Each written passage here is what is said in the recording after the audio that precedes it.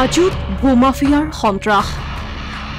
দিশহাৰা হৈ পৰিছে হাজোৰ একাংশ কৃষক নিষ্প্ৰাপ্য বিচাৰি হাবাথুৰি কৃষকৰ হাজোৰ চৰাবৰী চাৰি কৃষকৰ হাহাকাৰ অৱস্থা বিগত 15-20 বছৰ ধৰি কৃষকে চৰাবৰীৰ মাটিত কৰি আহিছে ধান খেতি কিন্তু খেতি চপোৱাৰ ক্ষেত্ৰত হেঙাৰ হৈ পৰিছে একাংশ ভূমাফিয়া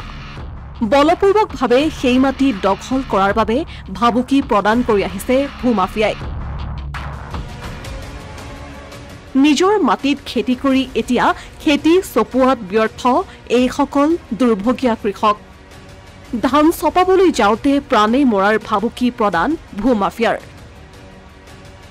তৰণী দাস দিনেশ দাস কৰ্ম দাস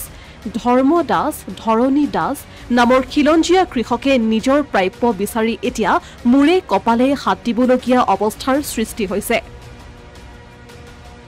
উল্লেখ্য যে নিজৰ ভূমিত খেতি কৰি এই সকল কৃষকৰ ওপৰত এতিয়া 4-5 জনীয়া ভূমাফিয়াৰ দলে চলাইছে সন্ত্ৰাস মূৰৰ ঘাম মাটিত পেলাই অতি কষ্টৰে কৰা খেতি লাভৰ পৰা বঞ্চিত এই সকল কৃষক তাহিৰ শহীদুল ধনেশ্বৰ মইনুল এই সকল ভূমাফিয়াৰ সন্ত্ৰাসত হাহাকাৰ অৱস্থাৰ সৃষ্টি হৈছে কৃষকৰ অলপ খেতিৰ মাটি কোন জায়গা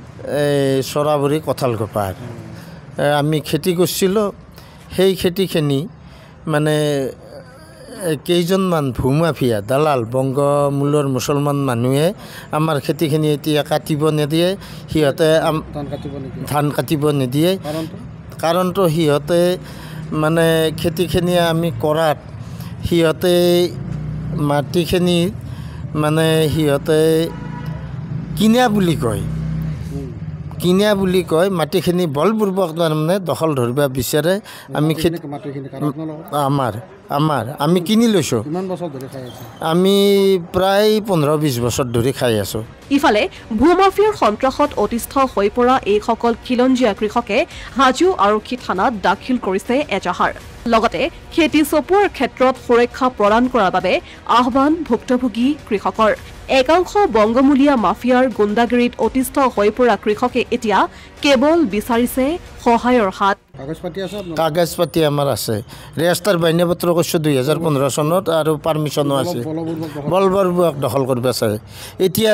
ধানখিনিও তেওঁলোকে বলপূৰ্বক কাটিব বিচাৰে আমাক কাটিব নিদিয়ে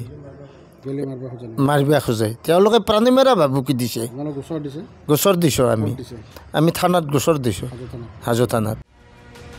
সমগ্ৰ বিষয় সন্দৰ্ভত হাজো আৰক্ষীয়ে কি ভূমিকা গ্ৰহণ কৰে সেয়াহে হ'ব লক্ষণীয় অসমীয়া প্ৰতিদিন ডিজিটেল সংবাদ হাজো